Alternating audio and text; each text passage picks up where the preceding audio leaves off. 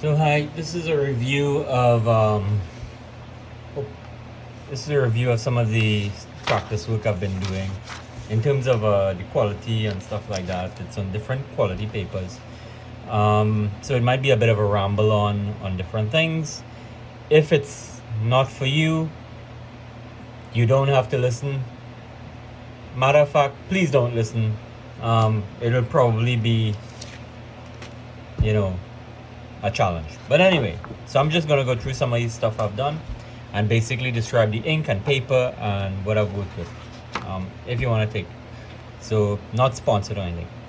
I actually might have some Amazon links or something if you're interested. Okay, so this is what is paper. This is Fabriano Bristol paper, 1269 I think, and I was testing out platinum carbon ink and how it works on it. This is, and I've used two nibs. I used the I think this is a Gillot 404 and this is a Nikko G. Right, for these two, this is platinum carbon here. It was okay, but sometimes there's a bit of feathering. I've noticed that with the platinum, it does feather a little bit. I don't always get there's like minute feathering on the Bristol paper, but still it can, you can kind of work through it. It's not that bad as some others, but for me, the Bombay black with ink with Nikko G nib proved better. The Dr. P.H. Martin with the Gillot 404 worked better. It's a bit challenging to work with it because although this paper is smooth, there is some grip on it compared to if you're using like a Rhodia and stuff like that. I was playing with Dr. P.H. Martin using different water levels and stuff. Here, I think I was using it was a Brause steel tip nib, which does grab heavily on this paper. So it is a challenge to use with this paper. Maybe a more flexible nib probably can give you something better, but this is what I get. This is the black from the carbon ink. Beautiful black.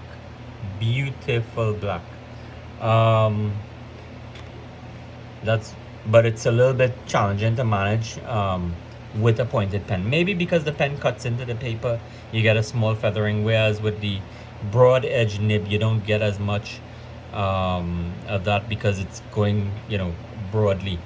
So yeah, that's it. You can see on some of the serifs here, I don't always get a clean line.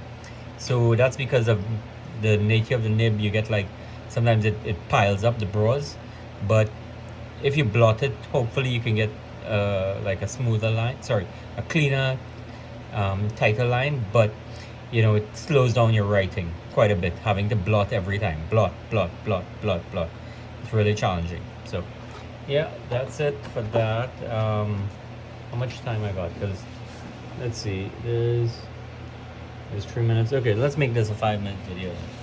This is use some HP printer paper, and I was using some some India inks. The India inks from Dr. P.H. Martin are kind of variable. I was using a blue pumpkin, I believe, because I have blue pumpkin here.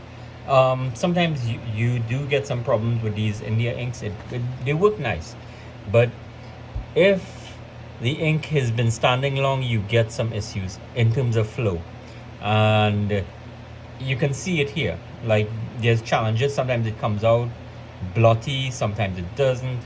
So it's a bit of a challenge to get it. If you add water, especially with a thin paper like this, it kind of like becomes like watercolor, it disperses, so you won't always get those clean lines. So yeah, that's that. This is just, I don't know what I was checking here. I think this is a, I have actually no idea. Just testing out a different water style. I was using parallel pen. Yeah. This was a Pratique ruling pen with some cheap ink. Got some nice results, but here you can see, like, I did a curve, but it's when the water kind of makes this kind of blot. So not the greatest. Some uncials here, just testing spacing.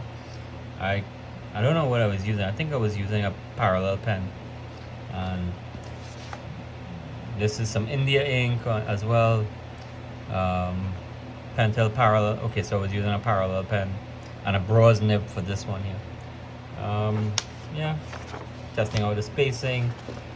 I think this hot press watercolor paper. I'm not too sure what brand. I was testing out Dr. P.H. Martin India inks. As you can see again, it gives you some nice lines, but you're gonna have to deal with the bunching up of the ink. So it's gonna be a challenge.